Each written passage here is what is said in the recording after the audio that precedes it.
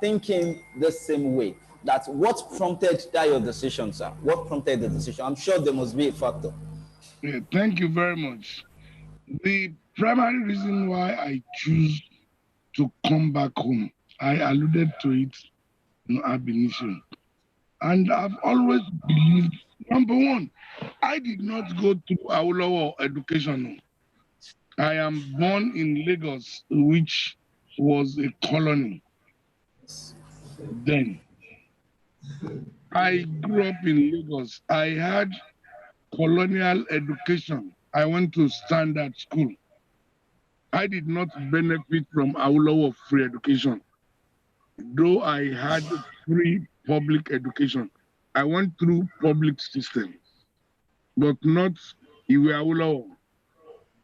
I want us to get that very clearly.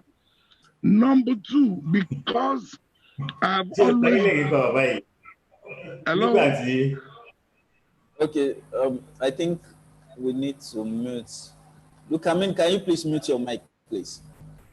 Myself? Not you, sir. Not you, sir. Okay. Look, I mean, the informatics platform. Can you please mute the mic?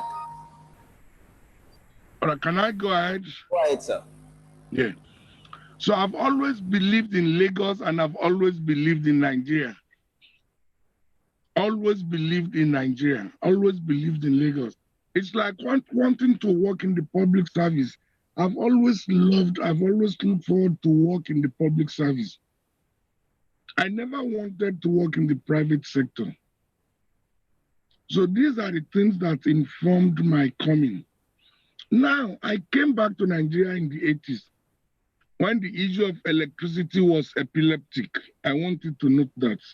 Yes, sir. I came back to Nigeria when there was no water in the midst of plenty water. I came back to Nigeria in the area of vehicle license plates with this number will take to the streets on day one, the one with even on day two, on the even and odd days. So when I came back to Nigeria, it was rougher than what we have today.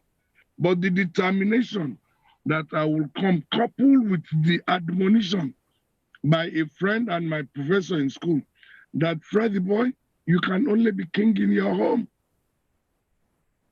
These were the reasons. And when I came back to Nigeria, I was posted to Wudil, Kano. Wudil essentially was forest, where there was no water running in the academy, where we have to fetch water. But the determination that yes, this is where I am born, this is where I am going to grow. I will make sure that out of or in the midst of this, luxury that I'm missing, I am going to make something out of it. While you were talking, something quickly come into my head, which I will also want to challenge all of you. And I promise I will always also make time out. One of the things we all need to get right, particularly, you see, people of your age and those that are younger than you, is to also help those that I want to call, freshers who are just coming into the reality of life, to start something, either at the final years or during the course of the NYSC year. We need to help them to understand the challenge of life and begin to train them. In particular, I think it's that 1 year. I've also spoken with the Honorable Minister for Youth and Sports, Honorable Sunday Dare, on the need for government to start looking at it. You may want to look at other clients, how they prepare their future at their present. The 1 year has become a wasteful and most important time of a young man. which has been thrown out by our government, and I agree to that. Therefore, you may need to start looking at what we can expose these young boys and girls to in that 1 year, molding their character, instilling discipline. Listen, the average Nigerian guy has a degree, yet he's not fit to be employed. You know why? As little as dressing to an interview, they don't even know. Very true. They don't. And it's not their fault, but because we have not prepared them. Most Nigerian graduate does not know the difference between a curriculum vitae and a resume. Yeah, sure. We need to start helping them. I want to challenge you guys to pick that gauntlet and let us see how far. To begin to give them basic training in business development at all as upstarts, which will help them to redesign and draw a fulfilling 1 year, which will now prepare them. And the moment we start that, they will get employable because they will be fit for the job. Even in the United States and other climes, it is not your degree wholesomely that gives you job. It's other elements, other factors, which unfortunately it's not happening. Even for those who want to come back, we also need to help them. So by the time they get back, they are not just starting from the scratch. They will understand what the challenge and how to go about it. I know that as a government, our government has failed our youth. But together, let us take advantage of what seemed to be hopeless and turn it around to something that is hopeful, to something that may be challenging but interesting for them to want to stay. And I want to challenge all of you guys here, particularly those of you that are panelists, to also come together and let us begin to look at what we can do. And that will be my answer. Yeah, thank you so much, sir. That. I think you touched everything. You touched everything. You also gave us a way forward, which is helping ourselves and helping, of course, other young people get better.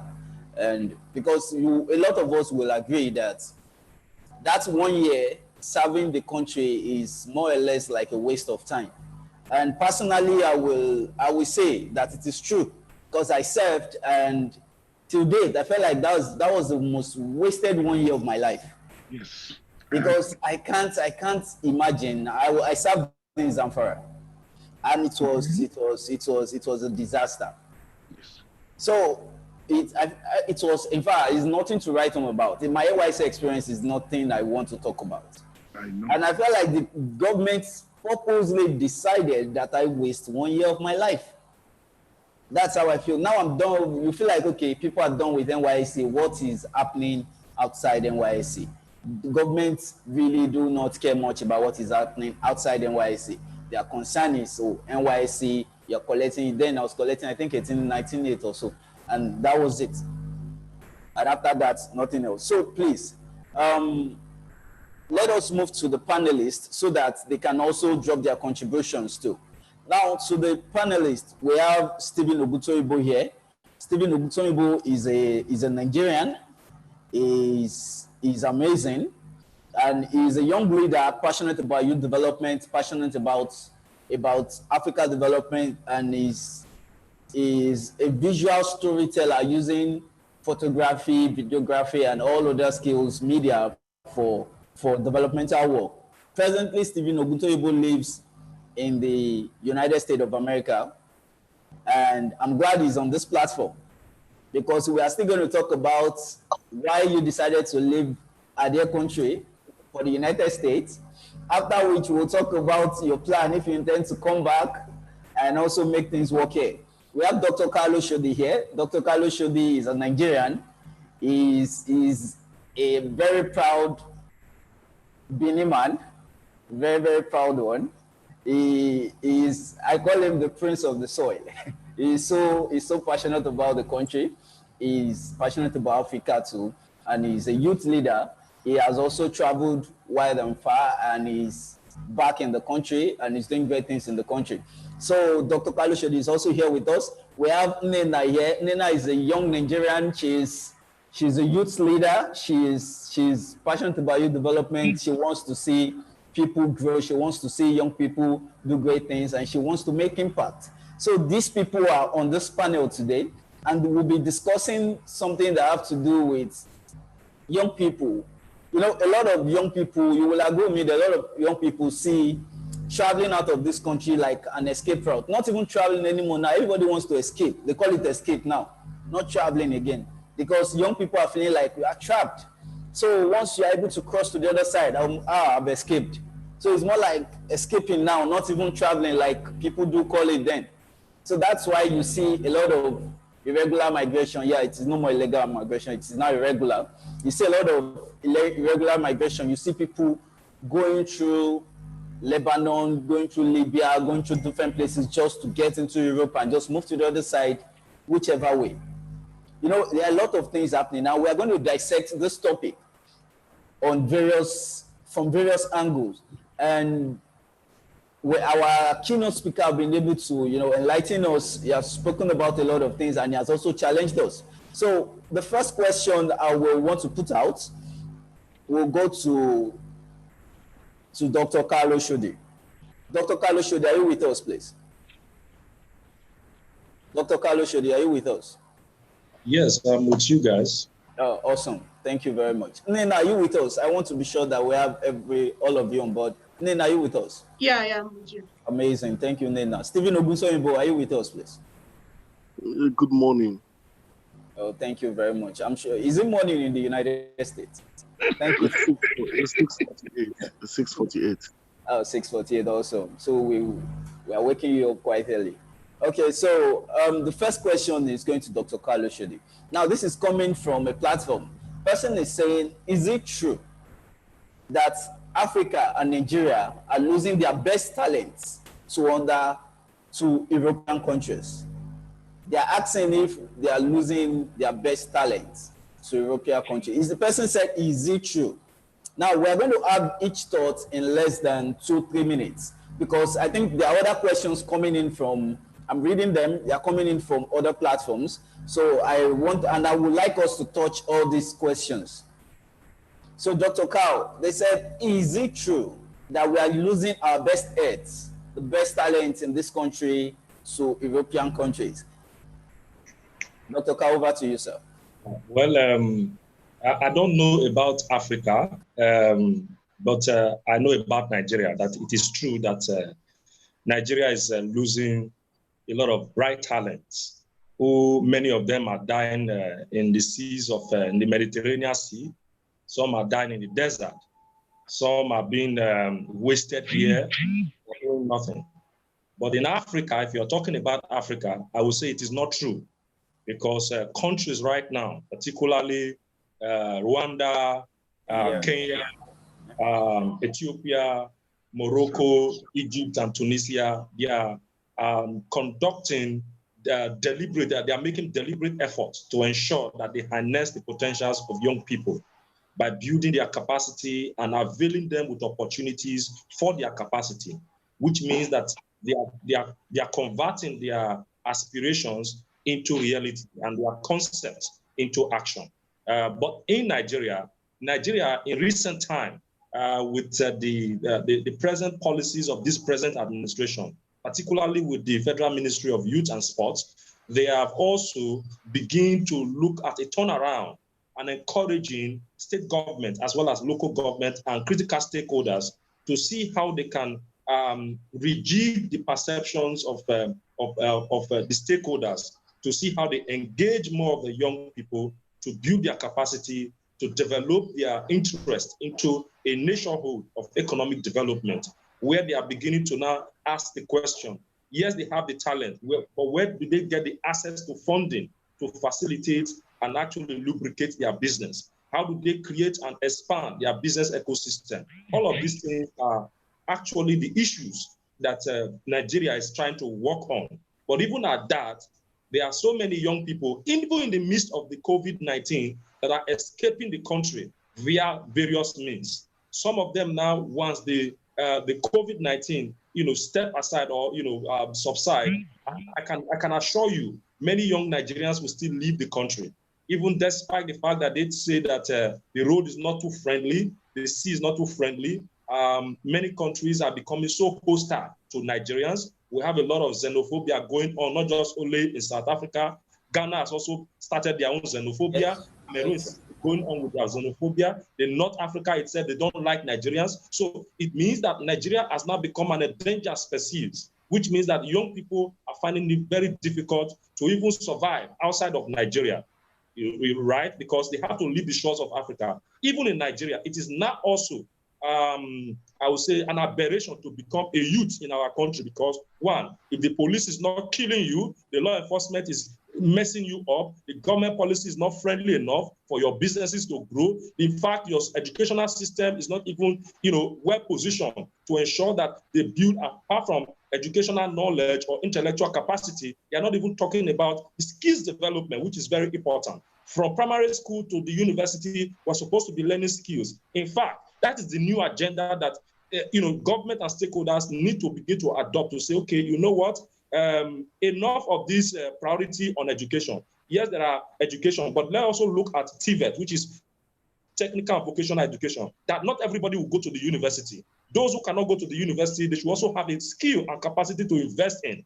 Whereas we have a lot of, in North America today, we have billionaires, we have millionaires, but in Africa, in Nigeria particularly, we have young people who actually then looking for developing jobs are looking for jobs. Why? Because the problem was yesterday. So if we begin to look at resolving the problem of yesterday to see more of these particular issues, then you see that more young persons will have priority to stay in this country, live in this country, rather than run away. So the question is, it's right. It is true that more young persons are leaving Nigeria than, the ones that are in Nigeria are not given the opportunity and the courage to actually strive and become who they want to become. Thank you very much. Thank you very much, Dr. Carlos Shodi. That was just it. You answered the question. I'm sure the person that asked is definitely getting his or her answer. Sir, quickly, from what you said, I want to direct something to Mr. Fuad Oki. You've been able to help us, sir. You've been able to, you've been able to touch a lot of things that really got to me. However, we want you to quickly talk about something that Dr. Carlos Shodi mentioned. He talked about the government not giving us as young people the platform and enough reason to want to stay. And he talked about education, and he talked about, of course, capacity development and a lot of other things. Now we've been able to highlight a few problems. However, sir, I am a very optimistic person. I love Nigeria so much, and I'm thinking of a way forward. Sir, how do you think we can engage the government for a way forward? Thank you very much. One of the ways to engage government is what we are doing. Unfortunately, in this country, we have this attitude of us and them, and we see government has not been part of us. Number one. Number two, until recent times, we hardly engage government in the most appropriate way. We engage government at cross-purpose levels. Unfortunately, what we are doing today is part of engagement. If we take it, up and escalate this discussion, and we agree that in 3 months, we will begin to engage the relevant MDAs, number one. Number two, we'll begin to engage the legislature, number two, in order to get the necessary legislative framework. Dr. Oshodi alluded to the need for a TVET. I established a TVET 7 years ago, and I approached the minister to say, you know what? It's an NGO. So we are not asking you to bring in money. No. We are working with NIOB, Nigerian Institute of Builders, because I realize also as a health and safety chartered practitioner that our ways and means in Nigeria is not taking due cognizance of health and safety and our environment. So I now spoke with the Honorable Minister of Works and Housing and Power then to say, I have established this institute from the ECO Institute, which is a policy institute, and therefore encourage your contractors to employ this cadre of young men. We will train them FOC and get them to have the skill necessary for them to achieve their aims and ultimates. As I speak with you, we have graduated over 3,000 in 4 years, and it's still growing. The way to go is where Dr. Oshodi touched on, but I think with the way he's talked about it, he has some roles to play. And that's why I talked about the wasted 1 year which our government is exposing our very brilliant one. It's exposing our rising stars. And that's the way to go. Let us ventilate all of this issue, crystallize it, and some of us who are not of your generation will be willing, and it's not just me, I know so many who will be willing to lead you into engaging government and say, we will take the back seat, you talk, but we are leading you there. So you do all the talking. You are wearing the shoes. And I promise you, there's so many Nigerians of my age and generation who will be willing to walk the path with you guys. If only you will continue what you are doing, you will look for another thousands of Dr. Uchodi, another thousands of Nena, another thousands of my other brother that we took off from his bed this morning. So come, let us continue to talk. Let us look at topical issues that will affect the greatness and the growth of Nigeria. Yes, sir. And I promise you, I will also draw like-minded individuals of my generation so that we can interface the analog with the digital. And you can only imagine what mileage we will cover. And that's the way I think we should go. Oh, thank you so much, sir. Dr. Carl, again, for bringing out the TVET issue, which essentially, Dr. Oshodi, I'm also challenging you personally now. All of us must redesign the 1 year stupid activities which we expose our youth to. We are government, and the moment we're able to agree on how to do it, and again, I must say something here which is important. Not every contribution you make must turn into naira and kobo. No. This country has been good to us. Either you undo it or you do not undo it. It has been very good to us. We must all begin to give back in order to raise a generation of superstars. And that's the way we should go. Thank you so much, sir. I'm sure we've really engaged you, and we know how busy you can be, and we've been able for you to even stay this long with us means you have the youth at heart. We really appreciate you once again, sir. And we are hoping to work with you closely so that we can achieve a lot of things. We are really counting on that. You can take that to the bank. Thank you so much, sir. Whenever you beacon, I will always be there.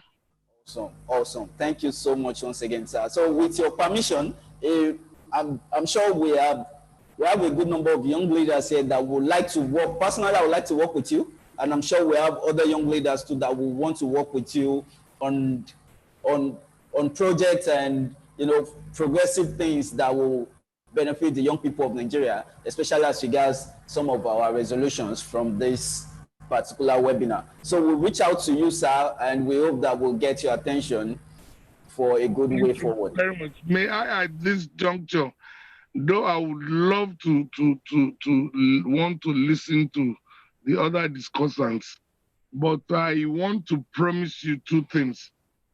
Later today, I will go back to look at the discussions, on the tube. And if there are other issues that you want me to speak to, please put everything together, send to me. If individuals send their emails, I will reply everything, both collectively and to individuals. Yes, thank you so much, sir. I want to humbly request that you allow me. If you don't mind, I can show you the video of young boys and girls who are on parade, and I ought to have addressed them some 20 minutes ago, so that I can again go there. But even if it's 1,000 questions, if individuals put their email addresses, I will reply it individually and I'll send everything so you can also share it collectively with people. Thank you. Thank you so much, sir. Ms. Nena, I appreciate you, but I just have to go. I am sorry, my sister, but please challenge me and shoot it out. I am ready to take the bullets. My brother from the US, is your phone okay? Mr. Oguntoyinbo. Yes, sir. It's Stephen Oguntoyinbo. Babami, please. Good morning, sir. Yeah, good morning. Please make contacts. All right, then, sir. It's a great country. We must make it great. Yes. I don't know your name, Mr. Y6 Prime 2019. But I also appreciate you, as well as hundreds of others that are looking at us. I love to be here all day, but I just want to beg of you to allow me again. No problem, sir. No problem, sir. We really appreciate your time. Very much. And I am not taking this for granted. I want to thank you so dearly. You're welcome, sir. You're welcome, Have nice celebrations. Thank you. Yeah, thank you, sir. All right, sir. Thank you for staying with us, and thank you for the contributions. Have a good day, sir. You too, my brother. Yes, sir.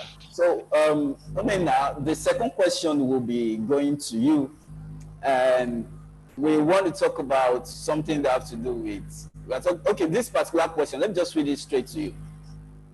Person said, "Why are Africans seeing more comfort outside African soil, especially where they are seen as second-class citizens?" So in a very small phrase, what this person is saying is, why will you decide to stay in a place where you are seen as a slave when you can come home and be a king where you are? Like, why are Nigerians in this context always wanting to go where they are seen as a second-class citizen rather than stay in their homeland?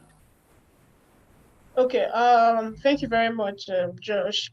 I'll start by asking, I think the person who left the shores of Nigeria to be able to make that assumption. Most times, people indulge in what they don't completely know about.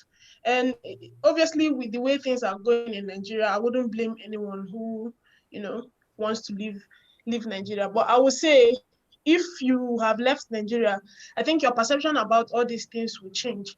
Most times, in as much as we are regarded as second-class citizens, people in quotes, Nigerians, they strive to survive in such scenarios because we attach a lot of importance and significance to the value of. You see, it's not everybody who comes here. For instance, in the UK, it's very difficult to get into the proper work sector as a non-British citizen. And you see some people who would rather prefer to do a warehouse job. They would rather prefer to do any type of street job to survive, because at the end of the day, they know they are going home with some money. So now, then again, in your course of growth, do you prefer to grow financially, or do you prefer to grow to make impact, or do you want to advance in your careers? Sometimes most people who are very talented in Nigeria, throwing back to the question that was answered, Nigeria is not losing talent. People is the individuals who are losing it. Why I use the term losing it is in the sense that you feel when you leave Nigeria or you leave the shores of Africa, you are going to make great. I think the media is playing a very bad role in this situation, because sometimes it amazes me to see on the internet, you see a Nigerian or an African came first in the class of overall what in the UK and the US. It happens in 1, 2, or 3 scenarios. A lot of people who come here don't excel that much because they have a lot of things that you see some people who come here to school, but they rather give in time to work. So sometimes it's only when you've not left that you feel people who live here do succeed. A lot of people are also here with their permit or visa expired and they're in the hide. Most of them don't even have an official bank account. They use other people's bank account to make transactions. And at the end of the day, what they want to achieve is just that financial growth. So I wouldn't tell you can do well. For me, for instance, I feel I can do well in Nigeria rather than being in the UK. My reason being that I've been in the development sector for 3 years now. I've worked with UNSCR, I've worked with USAID, FAO, some of the international NGOs in Nigeria. But imagine I tried to get a job in the UK, aside doing all the part-time job, and they offer to pay you £1,000 per month. £1,000 per month is around 570,000 naira. And you can imagine by the time you pay your rent from the £1,000, remember you're paying your rent monthly, you pay your rent about £500 or £400 per month. How much are you left with? So some people just want to have it back at the back of their mind that, yes, I'm no longer in Nigeria, which is killing it. Because sometimes if you know what you actually want, you can be able to achieve it. I know we don't have, our government is not supporting us enough, but what are we doing for ourselves? It's not everybody that leaves the country that succeeds. Some people use it as a try or luck thing. Like you said, it becomes an irregular immigration. They just want to try because they've seen so many people have already gone. They are seeing pictures. People wear clothes, take pictures and put out in the internet. So you feel, yes, they are doing fine, but you don't know what these guys go through.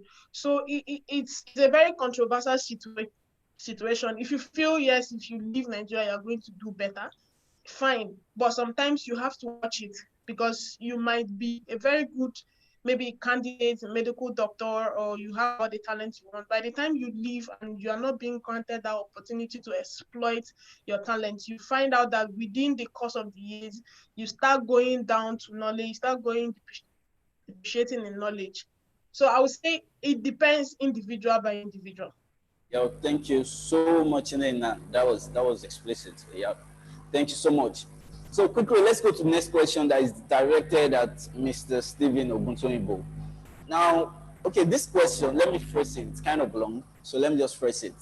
The person is asking that what is the situation of young Nigerians in the United States, and would you advise that more young Nigerians come over regardless of what the present situation of young Nigerians in the United States are? I hope you understand the question. Yes, I do. Thank you, Nina. And hearing from the opinion of everybody who has spoken this morning, I have a very biased opinion. I've been in the advocacy sector for over 15 years, thereabout, and I work with all the sectors that you can mention. I work with the UN, work with the World Bank, done quite a number of projects with the British Council, and I've seen the spice of having the international exposure. And sometimes when you travel out of Nigeria and then you come back home. And I remember we traveled to the UK sometimes, and then we spent only 2 days in the UK. And then the following 3 days, we came back, and somebody said to us that, "Are you sure you traveled? Like, you really went to the UK and you came back? You must be very stupid." And then you get quite a number of confrontations from people over time. People call you names. You're stupid. You don't have a plan. You don't have a future plan. But to me, my mindset is way different from what their mindset is. Okay, there's a lady that has been working for the UN. I won't mention name. For years, she's been coming for the UN General Assembly meeting. She's been traveling for quite a number of trainings across the world for over the years. And all of a sudden, she moved to the US. And when she moved to the US, she didn't move to the US with like a stay visa. She went to the US. She came into the US with a B1, B2, which is meaning she came in as a non-immigrant, and she only came for visiting, which is a visiting visa that she came in with. And so, and after she came in, she decided to stay. And I asked her, "But you are one of those people who are championing the change, who have been shouting, change must exist. We need change. Young people should stay." And I've seen quite a number of people who have been advocates of, let's be part of the change. Let's be part of the change. I didn't realize this over some times when I decided, and I'll be very plain, Nifemi knows every plant in my life. And she, at the time when I decided to stay, and there were reasons, there were factors and reasons why we need to stay. I found a young man who was on Channels TV, rubbing minds of a week ago, last week Sunday. And he said on Channels TV, on a live TV, I was part of those people who have been advocating for young people to come back home. But now I tell them, if any young person have an escape route, let them go. And because I work in a sector here that you would not imagine. And I see a lot of people's daddy come to work there. And I said to somebody that was beside me, I said, this person, the children in school be saying, my daddy work in America, my daddy lives in America, don't know that the father is coming to hustle here for real. And when they come to Nigeria, there are a lot of factors for Nigerians in diaspora here. I belong to a group which includes a lot of young professionals in the US. Whether we like it or not, Nigeria is thriving in every sector that you find them here. See, whether you like it or not, healthcare, oh Jesus, I've been seeing some videos. I don't know if you've seen the video of some training videos of Nigerians who are in the healthcare sector. So if they're working in an hospital, all of them will gather together, take a selfie. I'm a proud Nigerian. We lead the health sector. You know, even during the COVID period, you know, the US government at the time had to beckon to the health sector, to the medical team in Nigeria, please come and bail us out. They were giving visa even among crises because they know that there's no other sector they can go to that have the top professionals Nigerians can read. For us, we are best readers. You know, I found a young Nigerians who came here and they have a PhD in nursing, PhD in tech. Why? Because, and they lead at every hierarchy of establishments that you find them. Let's leave all the biased sentiments. When I was in Nigeria, I was one of those people, let me just tell you the truth, who was saying, don't go out of the country to stay, build your nation. But when reality dawned on you, you know that it is not yam and beans. But yes, there are bills to be paid. You pay bills for lights, you pay bills for what else? You pay bills for rent. But let me tell you, let's be very realistic. Nigerians who have come here to come and work, or let me use the word to come and hustle, find themselves investing back home. Most of the companies that you find in Nigeria are owned by Nigerians who are hustling in diaspora. So a means of the irregularity of getting themselves established in terms of legalizing, in terms of working, legalizing here. But let me just also tell you that there are also communities, there are also some African and Nigerian communities who are also helping and aiding in terms of, let me tell you something, during the COVID period, I was telling somebody, I said during the COVID period, I had palliatives. The same palliatives that any even people who are born here, I also get, I got close to more than 10 palliatives by different organizations. I got palliative as a filmmaker. I got palliative as a photographer. Once you live here, Nigerians were so good with information. Information is what, once you live in diaspora, you must be connected with information. And that's the truth. I am not saying young people should go out, but there are more opportunities that encourage entrepreneurship. There are more opportunities that encourage capacity building, whether we like it or not, in every sector find yourself. So for me as a person, do we have those platforms for young Nigerians? Whether you like it or not, is a no-no. Mr. Stephen Ogutoyibo. Anybody can, Mr. Kalusho, you can bear me witness. See, he is like a big brother to me. But the truth about it is, are there opportunities in terms of supporting entrepreneurs? No. Palliative were said to be given to young people in Nigeria. Were they given? No. So when a lot of social advocates come to meet me and say to people, let's build Nigeria together, let's fix Nigeria together, but how much more do you want to fix Nigeria amid of corrupt leaders who had swivered or maneuvered the National Treasury funds meant for young people? Even talking about entrepreneurship funds, have they been disbursed to young people? No. The only support that you get for young people in Nigeria has been given by international communities. And so don't let us even go or dwell more. Thank you. I can begin to give that given, but do they get to these young people? That's the question we need to ask ourselves. But coming here or get young people getting to the community, I have more than 6 diasporan forum for young diasporan. And I tell you that I find great young people in this diaspora who are Nigerians who are striving in different sectors. Let me quickly ask, what if these people... Okay, Nena, you want to say something? Yes, I wanted to add to what he's saying. So, like, I think if we are supposed to support people, because fair enough, the living and the standard of living here is far better than Nigeria. That's not arguable. But I think we're in the UK, right?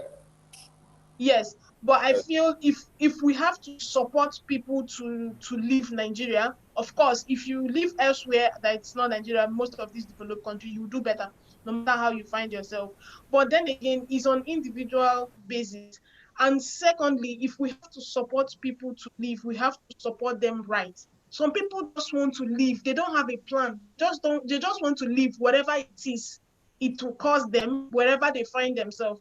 Most of the Nigerians who are doing well are people who already has a track of what they want. Some people who migrate through scholarships, who go to school, do their masters, do PhD, they're already doing work. Some people don't even have a degree at all. They don't even have plans. If you ask them, okay, if you get to the UK or get to the US, what do you want? The only thing you will hear is, let me leave first. You know, you find these people, they go there and they suffer. If you have to advise people to leave, it's fine, it's good to leave, but have a cause. Like, what do you want to go and do in the US? Some people don't even have a plan. They don't even do something in Nigeria. They are not educated, nothing. They just want to leave. But can I say something to you? Yeah. Going in diaspora or coming to diaspora, it's not all about planning. But I tell you something, the people who strive in diaspora are the non-educated set of human beings here. Okay. Educated individuals, especially in the US. I've seen people who have tribal mark that has car lots and they employ graduates. Let me shock you. I hope he's not even listening or watching this.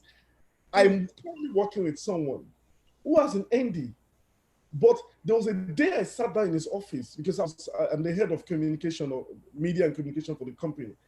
And at the end of the day, when I sat down in the office, I found a lawyer coming to work as a dishwasher. I found a medical doctor coming to wash as a dishwasher. Okay, so do you support that? Here's the point, Stephen. Do you think that this man wouldn't have done well if he had decided to stay in the country and make use of his skills? Yes, that's my point. Like, there is no a means of immigration issues currently. A lot of immigration status are being cancelled by the Trump administration, whether you like it or not. That would have helped you as a medical person. That would have helped you as a legal practitioner. But at this stage, there's a kick-off stage, whether you like it or not. Let me shock you, and I'm going to speak about my experience to you. When I came in, and at the end of the day, I was looking for applying to work in some multinational companies, but let me just shock you. Reality will dawn on you, but you make funds, and they are proper. When you come here, you will know how to structure yourself, whether you like it or not. If you are a person that spends irrationally, you will know how to keep all your penny in dollars. You keep it and invest it wisely. Okay, so thank you. We're actually running a bit behind time, Mr. Stephen. I think we are running behind time. So, but then let me just read this last question, and this question will go to Mr. Carl Oshodi, because Mr. Carl, you are presently in the country, and Mr. Carl Oshodi, are you with us, please? And then you also have a question here. Mr. Carl, are you with us? Okay, while we wait for Mr. Carl to join us, and then let me quickly ask you this question. You are presently studying in the UK. Yes. Are you with me? Good. Yeah. Do you have intentions of coming back to the country to practice? Yeah, it's a two-way. Like, I'll follow up with what Mr. Stephen is saying. It's a two-way thing. I would prefer to come to Nigeria. You understand? However, you can quote me. I would prefer. However, yeah, you understand. I would prefer. Yeah. That's why I said I wouldn't advise anyone to just leave and just come and be a cleaner and a dishwasher. It's fine. At the end of the day, you are making money, you are preparing for the future and the likes of it. But is it the type of life you want to live? You get? But however, I would rather prefer to stay back here because there are a lot of opportunities. Not that there are no opportunities in Nigeria, but I would prefer to stay here to further and do my PhD. I'm currently doing my master's and I'm planning to further do my PhD. Okay, thank you, Nina. Yeah, so Mr. Carl Oshodi, there's a question here. I don't know, a lot of people write questions and it's quite long, so I just read and paraphrase. There's a question here that is directed at you. You are presently in the country and you are one of the young leaders that a lot of people look up to, especially in the social development sector. And you can see somebody like Mr. Stephen Oguntoyinbo very passionate about, see, once you have the opportunity, just escape. And this is now telling us that, see, you can do better in Nigeria. However, there are opportunities in this place. Now, some of us are in the country and we are here with you. And we know that if this country gets better, people like Mr. Stephen would definitely want to come back home. Someone like Nina will not even add, however, to her statement. She will just say, once I'm done, I'm coming back. So here is it, Mr. Carl Oshodi. We have spoken a lot about different things, factors affecting young people and reasons why they want to leave. Now, the question is, how do we get better going forward as young people? We've spoken about a few things, but then this question is really trying to be practical. For young people, where do we start from? There is no exchange of knowledge. Someone like Inena is leaving the country and she has gone to study and she's thinking that, okay, there is a possibility of, in fact, right now, I'll tell you there's a possibility, there is a 70% possibility that Inena will not come back. At least, not immediately after school. That's a 70% possibility.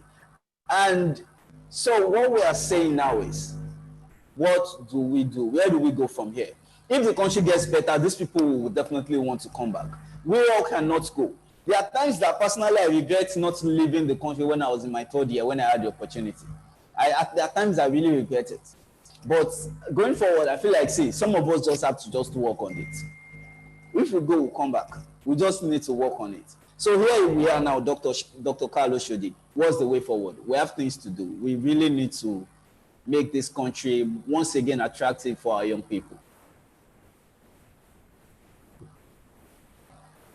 Dr. Carl, we can't hear you. Can you hear him? Nena, can you hear him?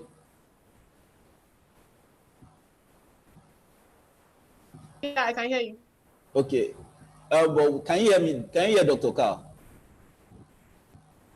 He's talking right now. No. We can't hear you, sir. Dr. Carl, we can't hear you. I think he's No. on the mute.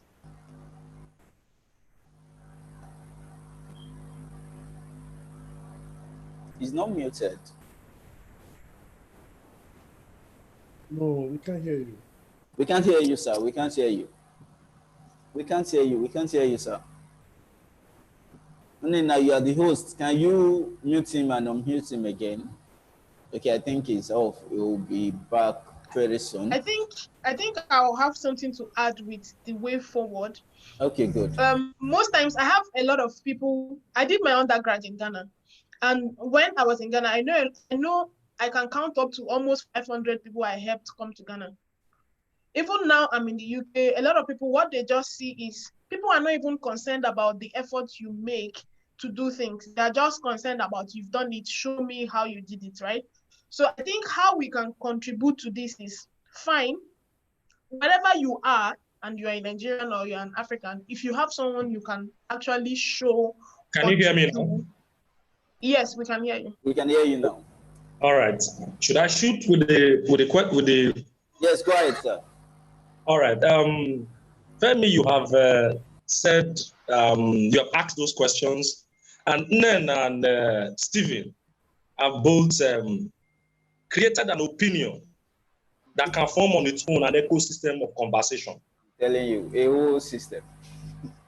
Now, Nigeria that we are, I have both experience, both living outside of this country and living in the country. And I can tell you that you need to work to get things going in this country, which means that you need to be innovative enough because no matter the amount of money you are going to make outside of this country, no matter the impact you are going to make outside of this country, there is no country like home. Mm-hmm. Am I making my point?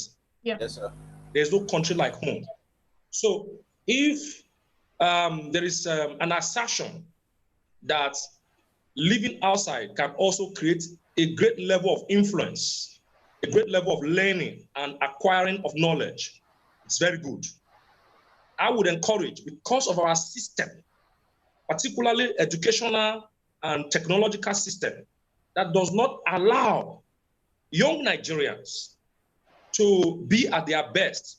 It is only of recent that young Nigerians are coming up, on their best in ICT, in robotics, in artificial intelligence, name it.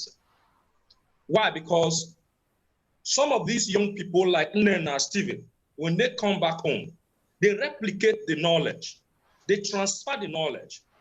Now they are on social media. They try to cross-fertilize. This level of learning will help integrate our own development symmetry, because we can no longer rely so much on the elderly. We cannot rely so much on the leaders, because somehow, somewhere, they have failed. But, however, our own generation should not fail. How? We here, who are here now in this country, we are encouraging the likes of Nena, the likes of Stephen, the likes of young, dynamic Nigerians out there to say, you know what? Don't just abandon the country. Always give us some levels or some access to information. We need information to work on. We need your encouragement. We need your inspiration. We need your leadership at various levels, because we have young Nigerians who are good leaders outside of this country. But when they come with their level of expertise, with their level of knowledge, even with their level of finances and facility, the country's policies and network or policy framework do not encourage them. So that's why you see lots of billionaires are outside who are Nigerians. We have lots of millionaires who are Nigerians, who are working and doing great things outside. But when they come in, there becomes a problem. Why? Because the architecture, the social, economic, political, religious, ethnic architecture of the Nigerian nation is faulty. So what we cannot do as a nation, as young people who constitute over 90 million Nigerians, needs to sit up and say, you know what, how do we begin to transform the system? By getting involved at the level of policy. Because the only way you can involve, in terms of policy is to be involved politically.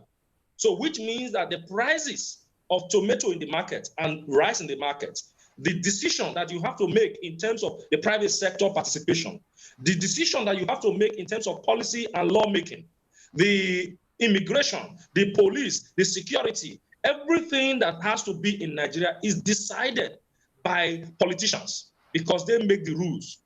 They control and coordinate the activities of the economy. So what we cannot do as a nation, we as citizens of this nation, is to say, let's see what we can do. Let's unite. Let's not just discard the suggestions of Stephen. Let's not just discard the suggestions of Nena. Let's bring these suggestions together to form an opinion that cannot begin to expand our conversations on providing solutions to our present situation.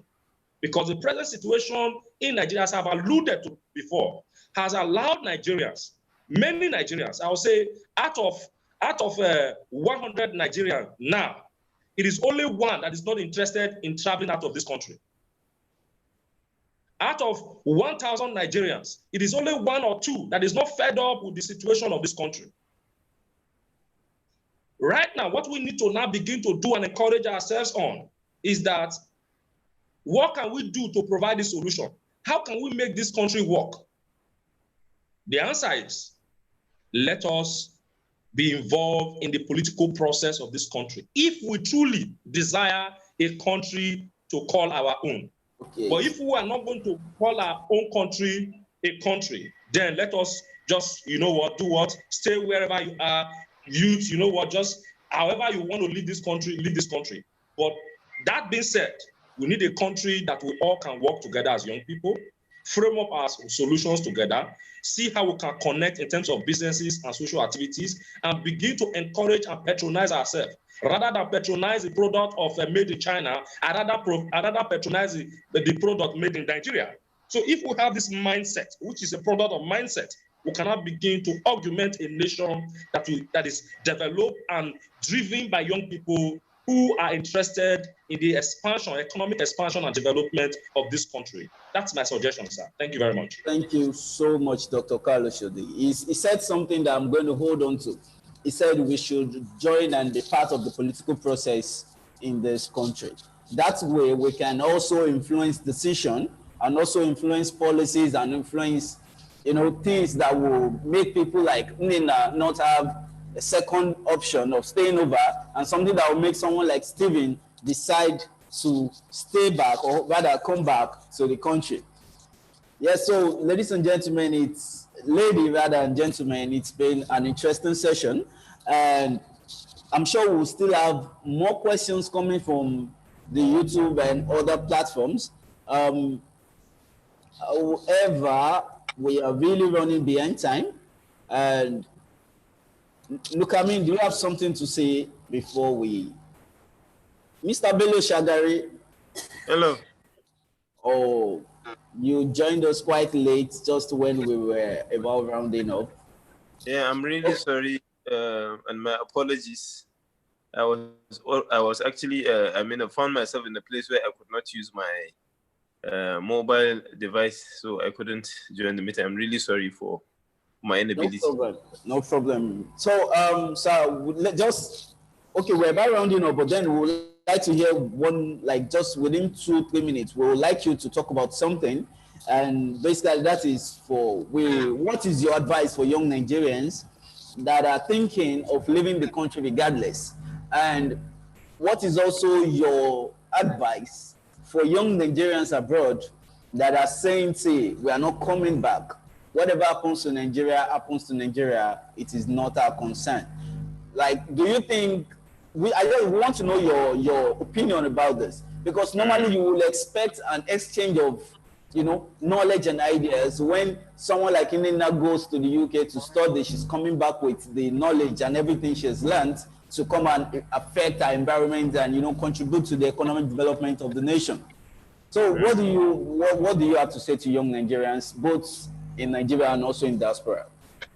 Well, I mean, this topic itself has to do with immigration, for people to move from one country to another, from where they live to another country to go and settle, and especially to go and work for other citizens or for other nationals. And just because they want a sustainable life or they want a better life. I think we are simply draining our own country, we are draining our own continent and our own people, because there's no country that develops by exporting all it has without utilizing what it exports. You understand? Even for instance, now, can you imagine when Nigeria just produces oil just to export to other countries and doesn't use it?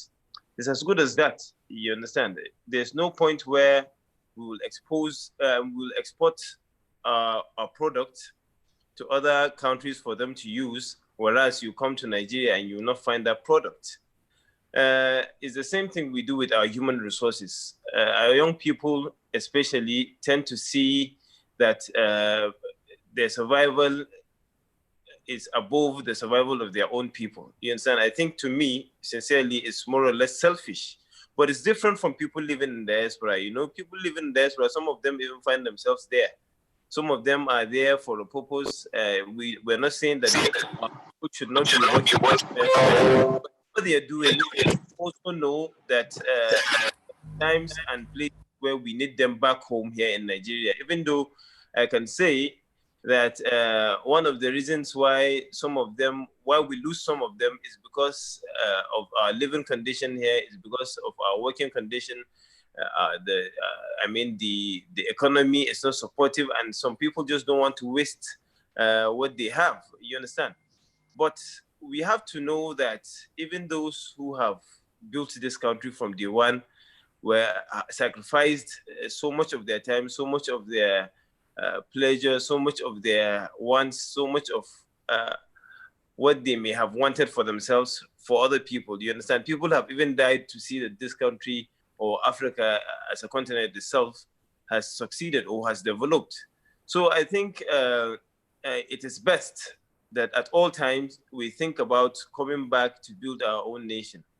Nation building is very important. And this is not something we must also think of doing whenever we are on ground. We can also do it from afar. You understand? There are different ways we can do it. I mean, look at the kind of monies that has been sent by the people in diaspora annually. I've forgotten how much it is, but I know it's a lot of billions. You understand? That they sent back here to Nigeria. So it's one way of repatriating resources back to Nigeria. But above all, we must know that our expertise are needed back home, and whatever and however we can come back, we should be able to come back to contribute our own quota to our national development. Thank you very much, Mr. Bello Shagari. That was it. That's it, exactly. Whichever way you want to contribute, please put Nigeria at heart and make sure that you do one thing or the other to contribute to the development of the country. It is important, and like Dr. Carl said, there's no place like home. Whether you like it or not, Nigeria is home for us. So, Unena, I'm hoping I'll see you in Lagos sometimes very soon. Stephen Oguntoyinbo, I'm hoping I'll see you in Lagos too. I know he's not saying yes to that. well, I wish you a successful. But I would like to say, I don't think we should always be stressing on the fact that it's not advisable or it's advisable to leave the country or not. If the person wants to leave the country, and it's fine, there's nothing binding in as much as we're Nigerian. There's nothing wrong. Yes, there's nothing wrong with it. What we are trying to lay emphasis on is, as much as you want to go, as much as you want to learn abroad and, you know, get the knowledge, the expertise, the education, please try as much as possible to, you know, get back to the country, do something in the country. Nothing stops you from, you know, But you know training you can people in the contribute country and leaving. You know you can like contribute virtually. We are talking about exchange of knowledge now. Exchange of knowledge. We know there are more, there are expertise over there. There are a few other, you know, factors, learning factors that makes learning You suitable know, and interesting. But you know, however, you should, my you brother, know, the irony just is, the irony You is, contribute the virtually. irony is, we cannot stop people from traveling. of People have course to we travel. can't. People have We to can't. go and learn. But what we are saying is that when they learn, they should carry their experiences back home. So, you understand? If they can't return themselves, they should find a way of transferring these experiences. You see, in the past, there was a time that somebody was found in London studying about the Sokoto Caliphate. You understand? And then the white man there was surprised that what has brought you to the UK just to study about Sokoto Caliphate when you are from Nigeria? So why don't you just go to Sokoto? The thing is, in the past,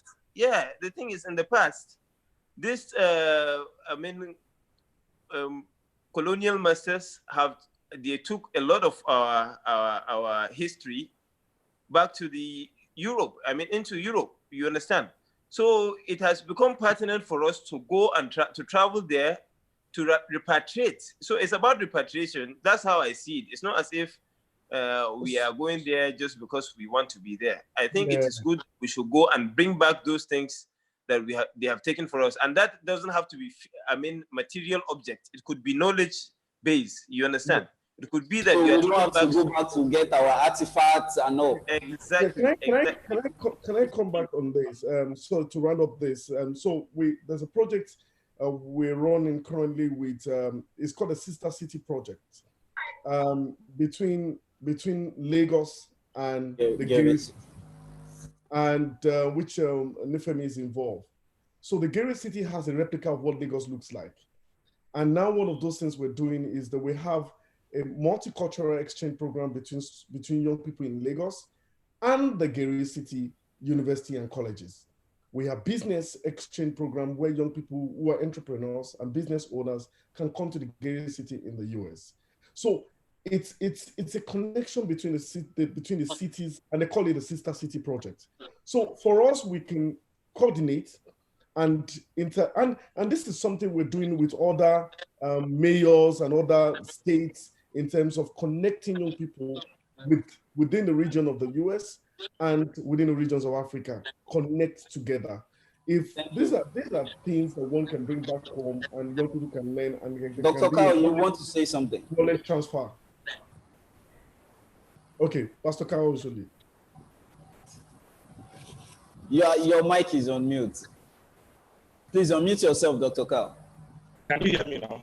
Yes. Yes. I want to sincerely thank my co-panelists. They have given very wonderful and amazing thoughts to this conversation so far. In the midst of all of this, I want us to remind ourselves of one of the statements of a late president of Burkina Faso, Thomas Sankara, where he alluded in 1987 that he is advising heads of states of the African Union to send in as many as young Nigerians as possible to learn engineering and science, everything that they need to learn, and bring back those knowledge back home so that we can use it to begin to spice up our industrialization, so that we can use it to learn a new culture of modernization and globalization. That way, we can have an African that can compete, with the rest of the world. In the same vein, I am also suggesting that whatever knowledge that you have learned overseas, I schooled overseas, whatever knowledge that you have learned overseas, there should be a deliberate attempt to either directly or indirectly transfer that knowledge, just as Shagari was saying. As we transfer our money back home, we should also attempt to transfer our knowledge back home so that we can begin to boost industrialization at our own local level. Because that way we can have, rather than produce an Indomie that is made in China, we should have an Indomie that is made in Nigeria. Rather than have shoe, Gucci, bet, and all made in Spain, US, and the rest, we can have of all of these things made in Nigeria. So that way, we'll have a Nigeria that has a tailored roadmap that integrates everybody. Whether you are in overseas, you are in the country, but in as much as there is synergy, it is a synergy that we're looking at. Because right now there is a deficiency. One is up and one is down. So we need something that will be moderate, where nobody's stopping you from traveling. Travel, learn all you have to learn, then you can now also come back and contribute. We know that the country right now is going through turbulent time, and that is why I advocated that all of us should participate in the political process, whether you are home or you are overseas. Begin to tell your younger ones, your young people, your co-young people in secondary school, in the universities, to participate in the process. So that through the political process, we can change the economic situation, we can change the social situation, we can integrate the country. Because right now, poverty does not know Hausa, does not know Igbo, does not know Yoruba, does not know Benin. We have to deal with the issues of poverty. And the only way we can deal with the issue of poverty is getting engaged politically and using our knowledge and expertise, innovation, to begin to build a nation that we can call our own. Because right now, we can't call Nigeria our own. Because some persons believe that they own Nigeria. We don't own Nigeria. Rather than having to relinquish power to us, we are not we are not subservient to those who are supposed to be looking at us and guiding us. They are not the ones leading. So I need a situation, I'm appealing for a situation where we can all work together for a greater and purposeful Nigeria for all of us. Thank you very much. Thank you very much, Dr. Carlos Shode. We are about rounding up, and I think, Lukamin, you want to say something quickly before we round up. We have less than 5 minutes to round up this webinar, and hopefully we will have subsequent ones where we get to talk about issues that have to do with young people and development in Nigeria and Africa generally. Lukamin, you want to say something before I round up finally? Okay, thank you very much to the keynote speakers, the guests, the discussants, and everyone who had followed the events online on YouTube. I also want to appreciate everyone who will be taking their time out to watch the video after this time. However, what we want to bring out from this discourse is the fact that our home, which is the African soil, needs development, needs our effort, needs our experience, needs our knowledge. It's never a bad idea for us to go out there to other continents or to other countries to go and learn, to go and see what best we can bring from there and adopt into our system or adapt into our system for the purpose of improvement. But once we see that, or we have the feeling that going there, the only best or the best option we have is to go there and help develop that economy. Note that the problem you live at home will continue to remain at home, if not even get worse. And let me just use a very simple analogy, which is the analogy of our young people who are in the health sector. Many of them today are planning just to travel out of the country. And for every one of them who go out of the country without coming back, the more pressure they had to the health system. And if we put ourselves in the shoes of the normal person who falls sick on a regular basis, let's say quarterly or once a year, you got to the hospital last year, you met 20 doctors. You got back there, let's say a year after, you met 10 doctors. You came back 6 months after, and you are now meeting 5 doctors. Note, the number of hours you spent 2 years ago, last year, and 6 months ago is going to increase gradually, and we'll continue to complain. The health sector is bad, this is bad. And the same thing applies to almost every sector across the country. And at the same time, it is not just the health sector, we need them alone. I want to say, I used to feel bad when I look back at the Nigerian Railway and I see dead coaches. And I say, but our colonial masters left this thing working with us. There are a lot of other sectors or a lot of other things like that that are now down. But they are down because we don't have people with skills that would work on the recent ones that are available. And I think that is why we go out there to go and study, and we should bring back our knowledge, experience, and every other thing to come back and develop Africa. Thank you very much. Africa will be great. Thank you so much, Luke. I mean, thank you. You've been able to, summarize everything and one of, also highlight the aim of this webinar. So hopefully we'll be having subsequent ones, and of course, it would be nice to have, some of us back on this panel to discuss issues that have to do with, youth development in Nigeria and in Africa generally. And I'm also looking at the possibility of having a collaborative work and partnership between every one of us on this platform, and of course, from those people listening to us and watching on YouTube too. A way we can reach out to each other to do some progressive and innovative and of course youth inclined work for the progress of the community, the nation at large. So ladies and gentlemen, my name is Olatunde Joshua Oluwanifemi, and it's been wonderful being on this panel with these beautiful people. And thank you for your time, thank you for your knowledge, and thank you for being passionate about this country and of course passionate about young people. Once again, I want to say thank you and have a great day. Have a wonderful day. Thank you, everyone. Yeah, thank you. Thank you. Thank you, Nina. So we can leave.